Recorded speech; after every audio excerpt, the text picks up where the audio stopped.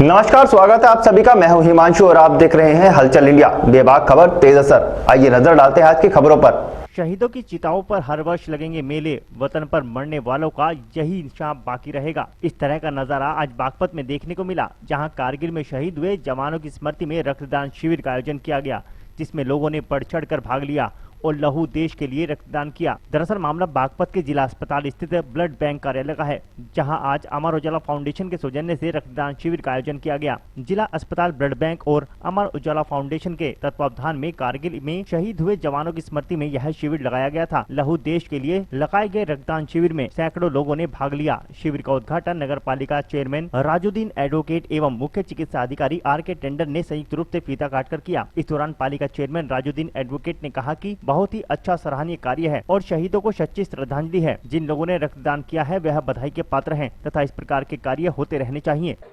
ये अमर उजाला फाउंडेशन की तरफ से जो कारगिल में शहीद हुए थे, आज उनकी याद में यहाँ ब्लड कैंप का आयोजन किया गया और ये ब्लड कहीं किसी ज़रूरतमंद की, किसी गरीब की जान बचाने में काम आएगा। और जिन लोगों ने भी यहाँ ब्लड दान किया और अमर उजाला फाउंडेशन ने भी इस कैंप का आयोजन किया, सभी बधाई के पात्र हैं। उनको बहुत बहुत बधाई जिन्होंने रक्तदान किया अपना, और चूँकि वो देश के जवानों के, ज़रूरतमंदों के, किसी गरीब की जान बचाने में भविष्य में काम आएगा। तो फाउंडेशन, अमर उजाला फाउंडेशन को भी बहुत बहुत बधाई, और जिन्होंने रक्तदान किया उनको भी बहुत बहुत बधाई, बहुत बहुत आभार, बहुत बहुत शुक्रिया। और ऐसे कार्यक्रम और भविष्य में भी ये कार्यक्रम होते रहने चाहिए। सब सामाजिक संस्थाओं द्वारा, सभी के द्वारा इन रक्तदान शिविरों का आयोजन करते रहना चाहिए, ताकि ब्लड इकट्ठा हो सके और भविष्य में जरूरत काम आ सके।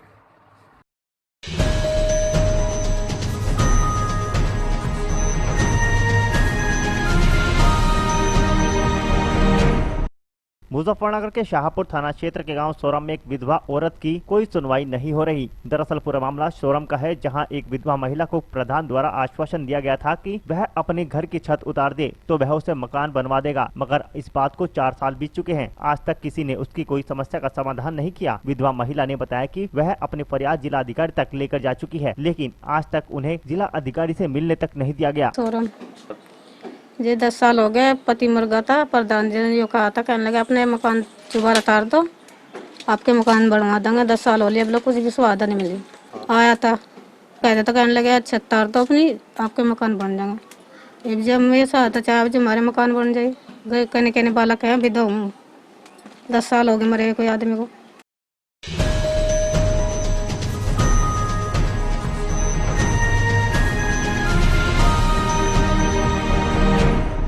मुजफ्फरनगर के नगला बुजुर्ग में हुई हत्या के मामले में लेन देन का पेच फंस गया है। हालांकि फार्म कर्मी मामले को लूट से जोड़ रहे हैं, लेकिन मौका व हालात कुछ और ही बयां कर रहे हैं। पुलिस ने जानलेवा हमला और मारपीट में अज्ञात पर मुकदमा दर्ज किया है और मृतक के परिजनों के आरोप को जांच में शामिल करने की बात कही है। इससे घटना को लेकर कई सवाल खड़े हो गए हैं, जिनके जवाब पुलिस जाँच के बाद ही सामने आएंगे। पोल्ट्री फार्म पर रात में पहुँचे 4-5 बदमाशों की गोली लगने से उन्हीं के एक साथी की मौत की कहानी जितनी हकीकत लगती है, उतनी ही फिल्में भी है। घटना के बाद नगला बुजुर्ग निवासी रणजीत सिंह ने मुकदमा दर्ज कराते हुए रात के समय फार्म पर 4-5 बदमाशों का धावा बोलने की बात कही है। उनके मुताबिक जब एक बदमाश उनके साथ गुत्थम गुत्था था तो उसके साथी की गोली उसी को जा लगी। मृतक के पास से एक बंदूक और तमंचा भी बरामद हुआ। अब सवाल यह खड़ा होता है कि जब गुत्थम गुत्था करने वाले बदमाश के पास बंदूक थी तो वह चलाई क्यों नहीं। पुलिस ने घटना के बाद इस मामले में बयान जारी कर बताया कि बदमाशों की सूचना पर डायल 112 मौके पर पहुंची थी, लेकिन इससे पूर्व भी फार्म पर पहुंचे एक बदमाश को उसके साथी की गोली लग चुकी थी, जिससे उसकी मौके पर मौत हो गई। हत्या की इस कहानी के साथ ही 3 पहलू निकलकर सामने आ रहे हैं। पुलिस अब रणजीत सिंह की तहरीर पर मुकदमा दर्ज कर जांच में जुट गई है। पुलिस ने मृतक के पिता की ओर से दी गई तहरीर को भी जांच में शामिल कर दूध का दूध पानी का पानी करने की बात कही है। सर, ये हमारे भाई का मर्डर हुआ है और ये एक सोची समझी साजिश है। हमारा भाई ऐसे ही खेती का काम करता था, बस ऐसे ही खेत में मंड रहा था वो जी। उसकी हमारा बड़ा भाई है, उससे बड़ा उसकी ससुराल है आसफी जी। वहाँ पे बता के गया था वो हमें। आ सके जी, कोई खेत में काम कराने के बाद 12-1 बजे के आसपास दिन में जी बता के तो गया था कि 1-2 दिन में आऊँगा। हमारे व्हाट्सएप पे ग्रुप है, जी इसमें उसकी फ़ोटो आई, जी इससे हमें उसकी पहचानी। सर इसका कोई क्रिमिनल रिकॉर्ड नहीं है। जब हमने उसकी शनाख्त की तो जी। हमें उसके शरीर पर बहुत निशान मिले जो मार छेद के थे।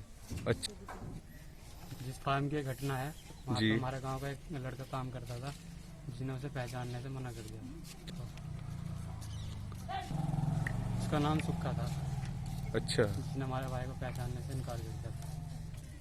इंसाफ चाहते हैं सर, पुलिस प्रशासन की कोई सपोर्ट नहीं है सर हमें। सर इसकी पुलिस कोई जांच नहीं कर रही जी। क्या? तहरीर पे कोई एक्शन नहीं लिया जा रहा सर। हम सर CBI जांच चाहते हैं इसमें।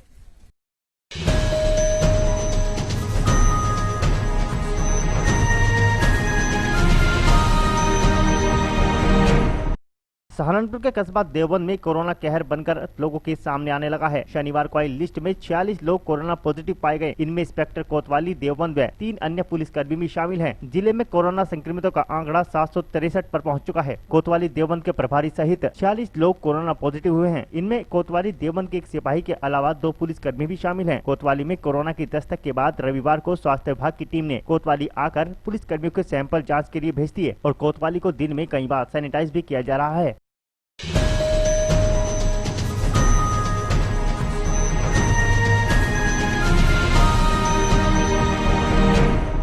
देश में फैले कोरोना के प्रकोप के चलते नाग पंचमी के अवसर पर भी नाग देवता के प्रसिद्ध मंदिर गांव धूमगढ़ में कोई श्रद्धालु नजर नहीं आया, जबकि इस प्रसिद्ध मंदिर में भी प्रत्येक रविवार को बड़ी संख्या में श्रद्धालु दूध चढ़ाने आते हैं। देवबंद नगर से 7-8 किलोमीटर पश्चिम में गंगो रोड पर स्थित गाँव धूमगढ़ में स्थित नाग देवता के मंदिर में नाग पंचमी के अवसर पर जहाँ मेला लगता था और हजारों श्रद्धालु नाग देवता पर दूध चढ़ाकर मन्नत मांगते थे, आज यह सूना पड़ा है। मंदिर परिसर में मौजूद चौकीदार किरणपाल सिंह ने बताया कि जब से लॉकडाउन लगा है तब से यहाँ कोई नहीं आता। मंदिर में श्रद्धालुओं के न आने से मंदिर के पुजारी तथा अन्य सेवादारों के भूखे मरने की नौबत आ गई है। वह सभी लोग यहाँ से अपने अपने घरों को चले गए हैं। किरणपाल ने बताया कि यह देव स्थान यहाँ सैकड़ों वर्ष पूर्व से है तथा प्रत्येक रविवार को श्रद्धालु यहाँ अपने ताजे ब्याहे गाय भैंस का दूध प्रयोग करने से पूर्व चढ़ाने आते हैं। प्रत्येक रविवार को यहाँ मेला सा लगता है। मैं जी यहाँ की साफ सफाई यहाँ चौकीदारी का काम करता हूँ। अच्छा अच्छा, तो मतलब आज क्या रहा मंदिर में? जैसे आज नाग पंचमी है। आज नाग पंचमी है जी। जी, तो आज मतलब कितने लोग आए होंगे आज यहाँ पे? यहीं 5-7 गिनती तो कुछ है नहीं, एक आधा सीधा छेड़ा करने मंदिर पड़ा मंदिर। जी, अच्छा, पिछले साल तो काफ़ी भीड़ रही होगी यहाँ पे? पिछले साल ठीक आगे थे, जब से बीमारी फैली, संक्रमण जब से फैला। बीमारी हुई, जब से यहाँ से पूजा का काम बहुत कम चल रहा, ना के बराबर चल रहा। तो मंदिर की क्या मान्यता है अगर कोई यहाँ पे चढ़ाए? ये कितने साल पुराना है यहाँ?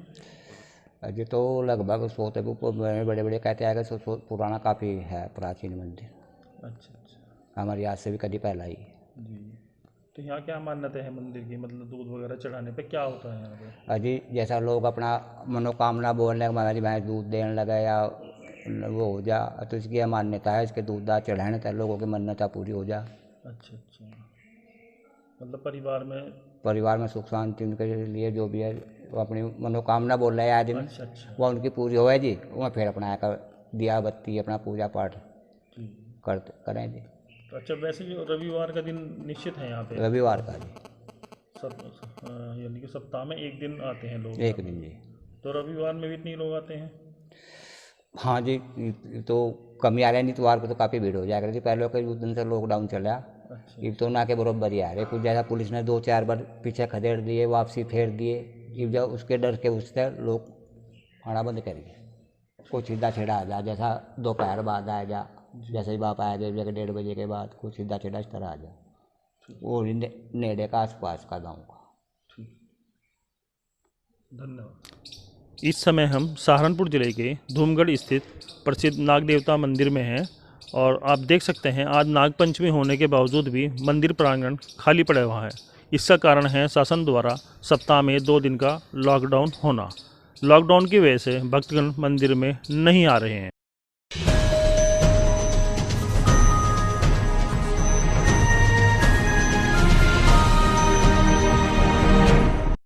मछली से भरी तालाब में जहर डाल दिया गया, जहां 40,000 का नुकसान हुआ। अमरोहा के हसनपुर में रविवार को तहसील क्षेत्र के गांव कुट्टी दौलतपुर गांव में गांव के नजदीक पट्टे की जमीन पर मछली पालन कर रहे किसान के तालाब में अज्ञात व्यक्तियों द्वारा शनिवार की देर रात तालाब में जहरीला पदार्थ डाल दिया गया, जिससे हजारों मछलियां मर गई। बताते चले कि गांव के तेजपाल पुत्र दुर्गा सिंह ने गांव कुट्टी दौलतपुर के नजदीक लगभग 6 वर्षों से मछली पालन के लिए पट्टे पर तालाब ले रखा है, जिसमें वह मछलियों का पालन करता है तथा अपने परिवार का पालन पोषण भी इसी से करता है। तेजपाल द्वारा कोतवाली में अज्ञात लोगों के विरुद्ध तहरीर दी गई है, जिसमें उसने बताया कि वह तालाब पर लगी ट्यूबवेल की मोटर को सही कराने के लिए हसनपुर आया था तथा रात को मोटर लगाकर पानी भरकर वापस चला गया था। रविवार की सुबह जब वह तालाब पर पहुंचा तो उसने देखा कि आधी से अधिक मछलियां मर चुकी हैं तथा कुछ मछलियां तड़प रही थी। इसको लेकर उसने मौके पर ग्रामीणों को भी हटा दिया और तालाब की वीडियो भी बना ली। इसकी तहरीर उसने कोतवाली में अज्ञात लोगों के विरुद्ध दी है। सर, मैंने मछली पालन का काम कर रखा गाँव में सर 6 साल से। मेरे तालाब का जो मोटर है सर मोटर फूक गई। मैं अपनी मोटर सही कराने के लिए गया सर, वहाँ से मैं कुछ रात में आया, मोटर सही करवा के आकर मैंने अपनी मोटर सही करवाई। मोटर सही करवाने के बाद में सर रात हो गई, तो मैं मोटर खींच कर चालू करके मैं अपने घर चला गया। सुबह जब मैं तालाब पर पहुँचा तो मैं आधे से ज़्यादा सर मछली मरी हुई ऊपर तैर रही सर। उसने किसी ने पाइजन डाल दिया, जहर। अब मैं अपनी तहरीर थाने में देने आया हूँ सर।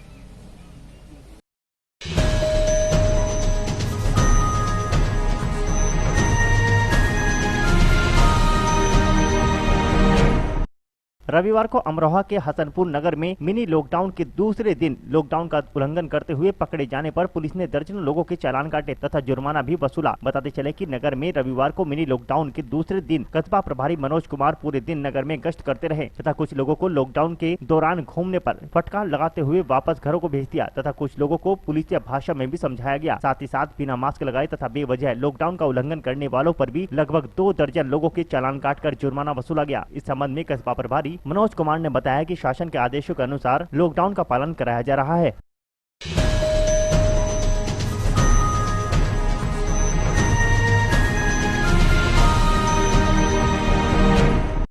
शामली जनपद में पुलिस और लुटेरों के बीच एक बार फिर मुठभेड़ हो गई। मुठभेड़ के दौरान एक शातिर लुटेरे के पैर में गोली लग गई, जबकि लुटेरे का दूसरा साथी अंधेरे का फायदा उठाकर भागने में कामयाब रहा। बताया जा रहा है कि पकड़ा गया बदमाश मेले से सोने की चैन लूट में फरार चल रहा था। बीते कल आरोपी ने अपने एक साथी के साथ मिलकर एक महिला से सोने की चैन की लूट की थी। इसके बाद से पुलिस उनकी तलाश कर रही थी। पुलिस ने सीसीटीवी के आधार पर आरोपी की पहचान कर गिरफ्तारी कर ली है। पुलिस का दावा है कि जल्द ही दूसरे अन्य आरोपी को भी गिरफ्तार कर लिया जाएगा। दरअसल मामला आदर्श मंडी थाना क्षेत्र का है, जहाँ पर पुलिस ने मुखबिर की सटीक सूचना पर एक शातिर लुटेरे को गिरफ्तार किया है। मुखबिर की सूचना पर जैसे ही पुलिस ने आरोपी को पकड़ने का प्रयास किया तो लुटेरे ने पुलिस पर फायरिंग कर दी, जहां पर दोनों ओर से कई राउंड फायरिंग हुई, जिसमें से गोली शातिर लुटेरे चमन बावरिया पुत्र रामचंद्र को जा लगी। पकड़ा गया शातिर लुटेरा गांव खन्नू डेरा थाना झिंझाना का निवासी है। शातिर लुटेरे के पैर में गोली लगी है, जिससे शातिर लुटेरा गंभीर रूप से घायल हो गया, जहाँ से घायल को शामली जिला चिकित्सालय भर्ती कराया गया तथा गंभीर हालत के चलते जिला चिकित्सालय मुजफ्फरनगर के लिए रेफर कर दिया गया। जनपद शामली के थाना आदर्श मंडी पुलिस से देर रात बदमाशों की मुठभेड़ हो गई। इस मुठभेड़ में एक शातिर लुटेरा पुलिस की जवाबी कार्रवाई में गोली लगने से घायल हो गया, जिसे उपचार हेतु जिला अस्पताल में भर्ती कराया गया है। इसका साथी मौके से अंधेरे में भागने में सफल रहा, जिसको तलाश हेतु कॉम्बिंग कराई जा रही है। इन दोनों बदमाशों द्वारा आज ही सुबह करीब 10 बजे थाना आदर्श मंडी के रेल पार में एक महिला के चेन लूटी गई थी, जिसके बाद से तमाम सीसीटीवी फुटेजेस खंगाले गए थे। इन बदमाशों को चिन्हित किया गया था तथा पूरे जनपद में इनको पकड़ने के लिए सघन चेकिंग अभियान चलाया जा रहा था, जिसके क्रम में मुखबिर की सूचना पर ये चेकिंग में इनकी घेराबंदी की गई, जिसके दौरान ये मुठभेड़ हो गई। जो घायल बदमाश है वो पूर्व में भी जनपद शामली से तथा करनाल से लूट व चोरी के मुकदमे में जेल जा चुका है। इसका अन्य आपराधिक इतिहास तलाशा जा रहा है। इस घायल बदमाश के कब्जे से एक अवैध तमंचा, जिंदा कारतूस व खोखे, 10,000 रुपये नगद तथा एक सुपर स्प्लेंडर मोटरसाइकिल बरामद हुई है ब्लैक कलर की, जो इन्होंने घटना में जिसका प्रयोग भी किया था। इस अभियुक्त के विरुद्ध सुसंगत धाराओं में अभियोग पंजीकृत करके इसे जेल भेजा जा रहा है।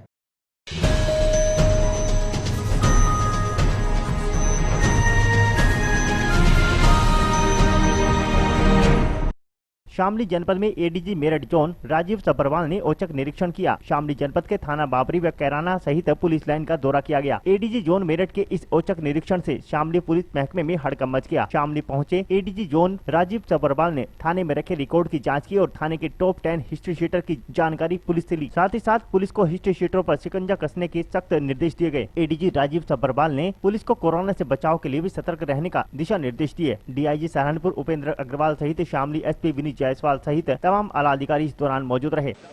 देखिए, आज मेरे द्वारा जो जनपद शामली है उसके 2 थानों का निरीक्षण किया गया है। पहले बाबरी थाने का और अभी कैराने का। इसके बाद हमारी गेस्टेड ऑफिसर्स के साथ अपराध समीक्षा मीटिंग है। यहाँ की व्यवस्था आप देख रहे हैं, सफाई वगैरह तो खैर अच्छी है ही, लेकिन कुछ एक चीज़ें हैं जो हमारे कार्य प्रणाली है उसके डॉक्यूमेंटेशन को लेकर है, तो वो भी अच्छी है, लेकिन उसको और अभी दुरुस्त करने की आवश्यकता है।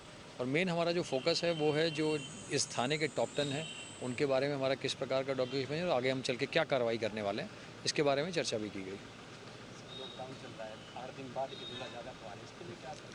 देखिए, ये बहुत पहले से चर्चा चल रही है कि जितने भी त्यौहार आ रहे हैं उसमें शासन के निर्देश बड़े स्पष्ट हैं और उन शासन के निर्देशों के अनुरूप ही सभी जो हमारे त्यौहार हैं उनको संपादित और आयोजित किया जा रहा है और भविष्य में भी जिस प्रकार के निर्देश मिलेंगे उसी हिसाब से कार्यक्रम को संपादित किया जाएगा।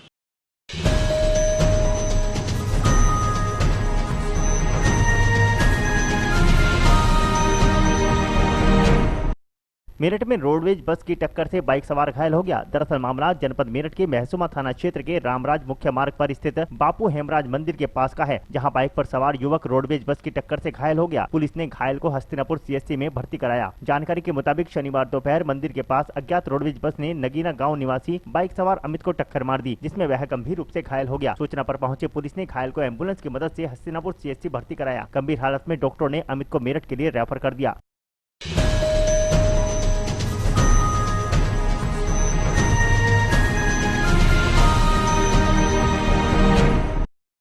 आज के बुलेटिन में इतना ही। कल फिर होंगे हाजिर कुछ नई और ताजा खबरों के साथ। देखते रहिए हलचल इंडिया, बेबाक खबर तेज असर।